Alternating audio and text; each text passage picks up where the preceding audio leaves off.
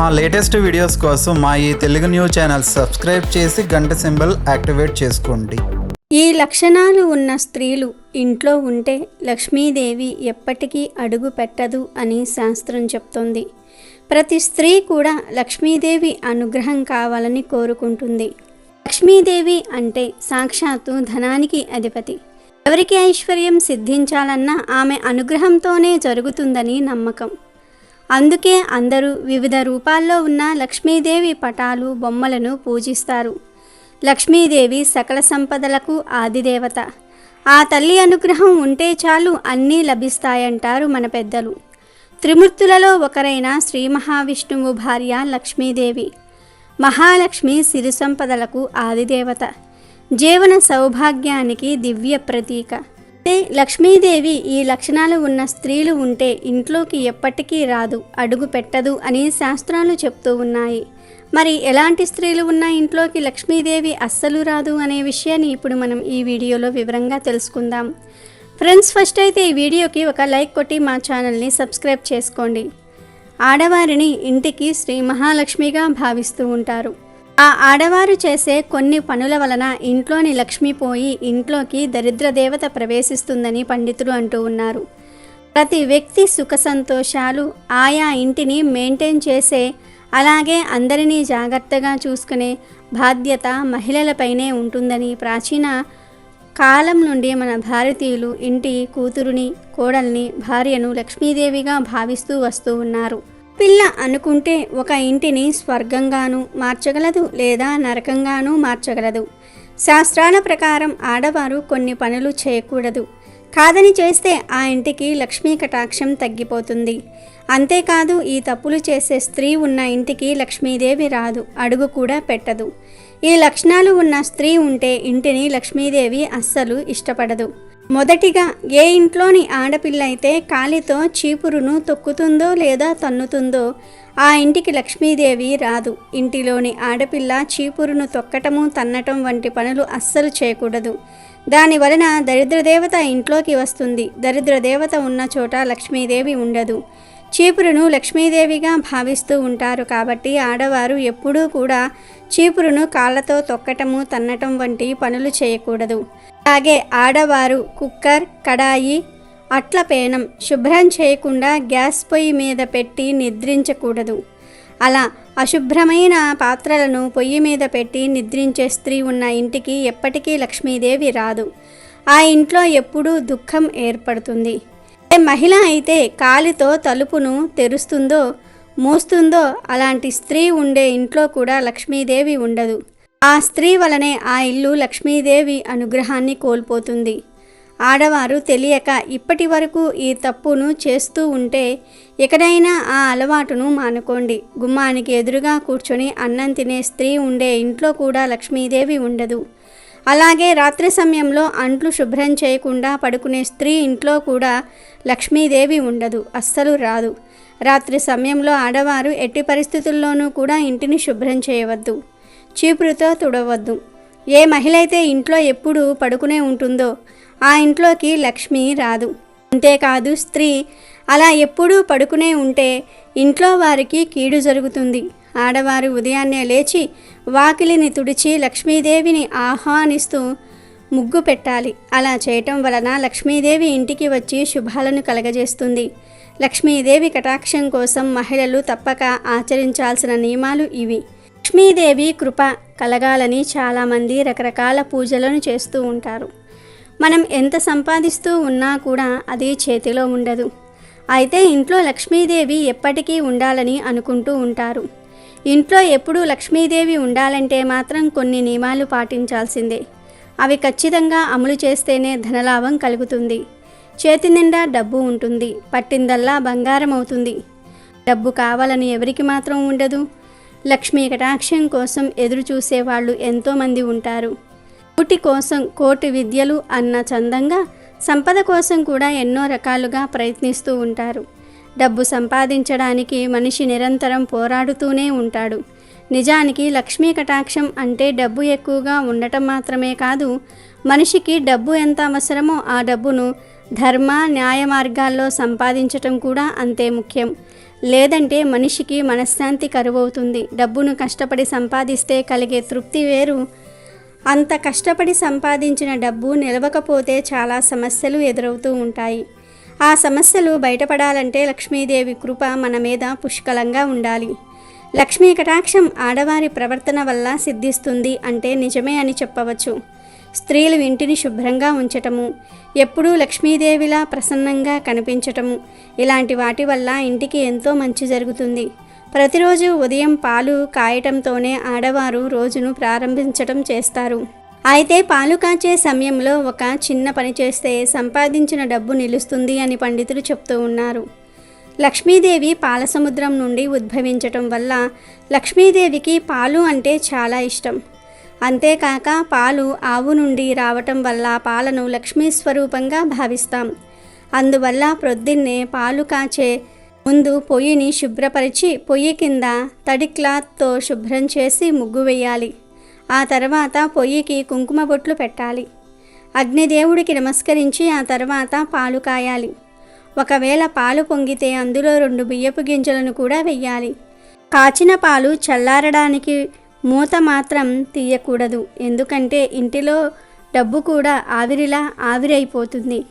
ఏ ఇంట్లోని ఆడవారైతే పాలు కాచే ముందు ఈ నియమాలు పాటిస్తారో ఆ ఇంట్లో అంతా మంచి జరిగి లక్ష్మీదేవి కటాక్షం కలిగి ఆర్థిక బాధల నుంచి బయటపడవచ్చు. అంతేకాకుండా అలాంటి ఇంటిలో ఎప్పుడూ సంతోషము ప్రశాంతత ఉంటుంది. ఒకప్పుడు లక్ష్మీదేవి శ్రీ మహావిష్ణువుతో ఇలా అన్నది: ఓ స్వామి, కారణం లేకుండా ఎవరినైనా దూషించటం లేదా అవమానించటం పాపమా? ఎవరైనా అసత్యం మాట్లాడడం ధర్మమా? ఈ ప్రశ్నలకు సమాధానం వివరిస్తారా అని అడుగుతుంది. అప్పుడు శ్రీ మహావిష్ణువు నవ్వుతూ ఇలా అంటాడు: దేవి లక్ష్మి, నువ్వు చాలా అద్భుతమైన ప్రశ్న వేశావు. ఇది మొత్తం మానవజాతి క్షేమం కోరే ప్రశ్న. ఈ ప్రశ్నకు సమాధానం ఒక కథ ద్వారా చెప్తాను. ఈ కథను విన్న మానవులకు పాపాల నుండి విముక్తి కలుగుతుంది. శ్రద్ధగా విను అంటాడు. అప్పుడు లక్ష్మీదేవి: ఓ స్వామి, ఈ అత్యున్నత కథను నేను జాగ్రత్తగా వింటాను. ఈ కథ విన్న స్త్రీ పురుషులందరికీ నా కరుణా కటాక్షాలు కలుగుతాయని పలుకుతుంది. అలా శ్రీహరి కథ మొదలు పెడతాడు. పూర్వం ప్రయాగ నగరాన్ని విశ్వరత్ అనే దయగల రాజు పరిపాలిస్తూ ఉన్నాడు. ఆయన గొప్ప ధనవంతుడు మరియు ఆయన రాజ్యం అన్ని రకాల సౌకర్యాలతో నిండి ఉండేది. ఆయన ప్రతిరోజు ఆహార పదార్థాలు, వస్త్రాలు, బంగారు నాణాలు దానం చేస్తూ తన ప్రజలను, యోగ్యత కలిగిన బ్రాహ్మణులను సత్కరించేవాడు. ఆ రాజు దేవరాజు ఇంద్రుని భక్తుడు. ఆ రాజు చేసే పనులకు ఇంద్రుడు కూడా అసూయపడేవాడు. ప్రతి సంవత్సరం వారు భగవంతుడి సప్త కథలను నిర్వహించేవారు. అందరూ ఆ కథలను వినేవారు. ఇన్ని మంచి కార్యాలు చేసినందుకు సాధువులు, ఋషులు ఆ రాజుకు శుభకరమైన దీవెనలు ఇచ్చేవారు. ఒకరోజు రాజు తన గదిలో కూర్చొని ఆలోచిస్తూ తన రాణితో ఇలా అన్నాడు: రాణి, మన రాజ్యానికి గొప్ప పండితులను మరియు సాధువులను ఆహ్వానించాలని, అన్నదానం చేయాలని చాలా కాలంగా నా మనసు చెప్తోంది అంటాడు. మహారాజు మాటలకు రాణి: మహారాజా, ఇది చాలా మంచి ఆలోచన. దయచేసి ఈ శుభకార్యాన్ని వీలైనంత త్వరగా పూర్తి చేయడానికి ఒక ప్రణాళిక వేయండి అని అంటుంది. తరువాత రోజు రాజు గొప్ప పండితులను మరియు సాధువులను, ఋషులను విందుకు ఆహ్వానిస్తాడు. ఆ తర్వాత రాజు మంత్రిని పిలిచి, మంత్రిగారు, దయచేసి ఋషులు మరియు సాధువులకు అన్నదానం నిర్వహించడానికి మీరు వెంటనే అన్ని రకాల రుచికరమైన వంటకాలను తయారు చేసే వంటవారిని ఏర్పాటు చేయడానికి సన్నాహాలు సిద్ధం చేయమంటాడు. మహామంత్రి రాజుగారిని వంటశాలలో తగినంత ప్రదేశం లేనందున బహిరంగ ప్రదేశంలో వంట చేయించడానికి అనుమతి కోరతాడు. అప్పుడు రాజుగారు, మీకు నచ్చినది చేయండి. ఋషులను ఆహ్వానించినందువలన వంటలలో రుచులకు ఎటువంటి లోటు రాకుండా చూసుకోండి. ఆహారం మరియు మర్యాదలలో ఎలాంటి లోటు ఉండకూడదు. అలాగే ఋషులకు స్వాగతం పలికేందుకు మన రాజ్యమంతా అలంకరించాలి అని ఆదేశిస్తాడు. ఇక ఋషులకు విందు పెట్టే రోజు రానే వచ్చింది. వంటవాళ్ళు బహిరంగ ప్రదేశంలో కీరు వండుతున్నారు.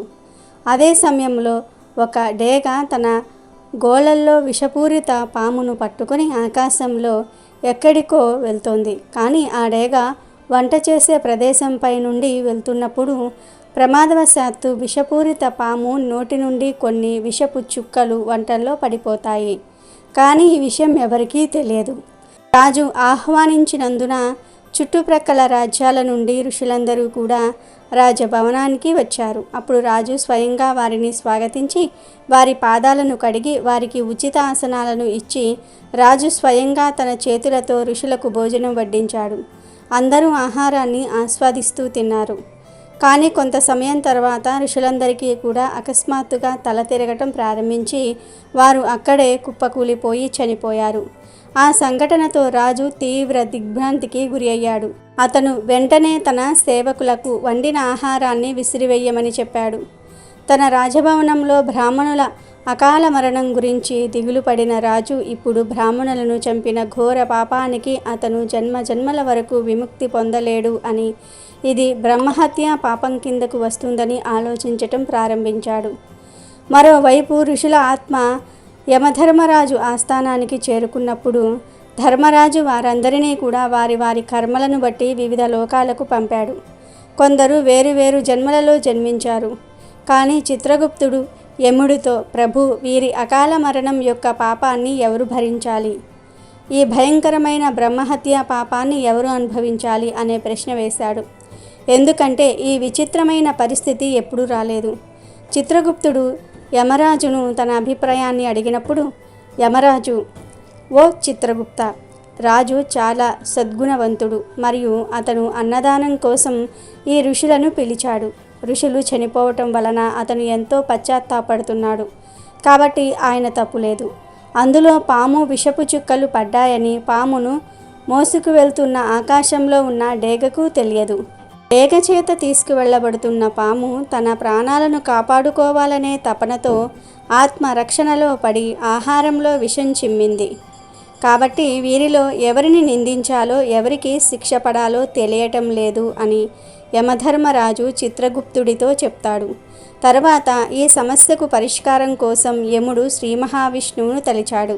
ఎందుకంటే యమధర్మరాజు తప్పుజీవికి శిక్ష విధించినట్లయితే అతను కూడా మహాపాపంలో భాగమవుతాడు. అప్పుడు శ్రీహరి ప్రత్యక్షమై, ఓ ధర్మరాజా, అనవసరంగా చింతించకు. సమయం వచ్చినప్పుడు ఈ మహాపాపానికి కారకుణ్ణి మీరే శిక్షించగలరు. సరైన అవకాశం కోసం వేచి ఉండండి అని పలికాడు. కొంతకాలం తర్వాత మహారాజు ఆస్థానంలో జరిగిన చాలా విషాదకరమైన సంఘటన కారణంగా చాలామంది మహర్షులు తమ ప్రాణత్యాగం చేశారనే విషయం ప్రజలందరూ మర్చిపోయినప్పుడు కొంతమంది ఋషులు తమ శిష్యులతో కలిసి ప్రయాగ నగరానికి వచ్చారు. వారు ఒక చోట చేరి ఇంటింటికి వెళ్ళి భిక్ష అడుగుతూ ఓ స్త్రీతో ఇలా అన్నారు, తల్లి, ఈ నగరం చాలా అందంగా ఉంది. మీరు ఈ రాజ్యానికి చెందిన రాజు ఆస్థానానికి వెళ్ళే మార్గం మాకు చెప్పగలరా అని అడుగుతాడు.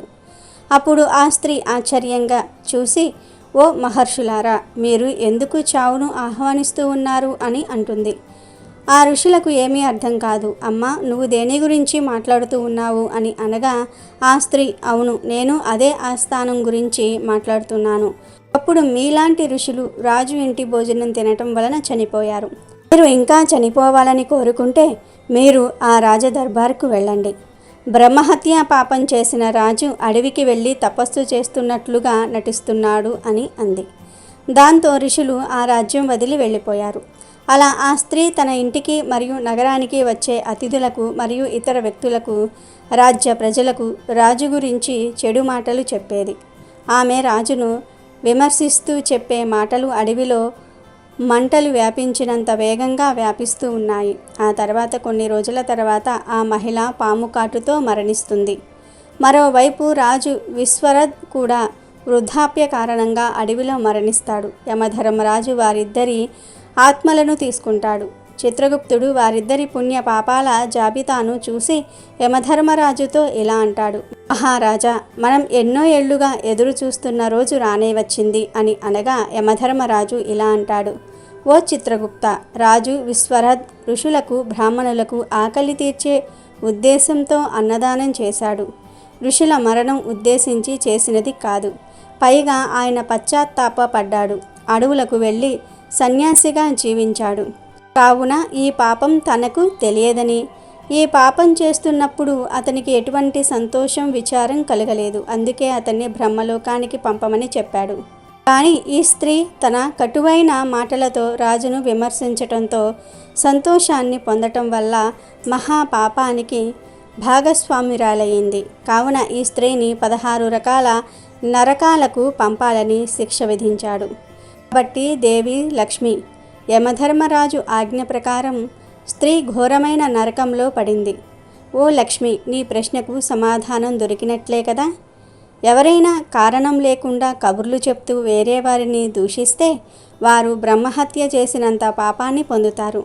ఎటువంటి కారణం లేకుండా ఒకరిని దూషించటం లేదా పదాలతో హింసించటం కూడా పాపమే. అందుకే ఎవరితోనూ చెడుగా మాట్లాడకూడదు. అర్థం లేని మాటలు మాట్లాడడం కూడా పాపమే. ఒక వ్యక్తి అవాస్తవాన్ని మాట్లాడడం ద్వారా ఇతరుల మనసు మరియు భావోద్వేగాలపై ప్రతికూల ప్రభావాన్ని చూపుతుంది. నిజం మాట్లాడే వ్యక్తి తన కోపాన్ని నియంత్రిస్తాడు. అతని జీవితంలో ఎల్లప్పుడూ శాంతి ఉంటుంది. ఒక వ్యక్తి ఈ ప్రపంచంలో తన పనిలో విజయం సాధించగల ఏకైక విషయం సత్యం అని విష్ణుమూర్తి లక్ష్మీదేవికి వివరిస్తాడు. వీడియో నచ్చితే లైక్ చేయండి, షేర్ చేయండి, బట్ సబ్స్క్రైబ్ చేసుకోవడం మర్చిపోవద్దు.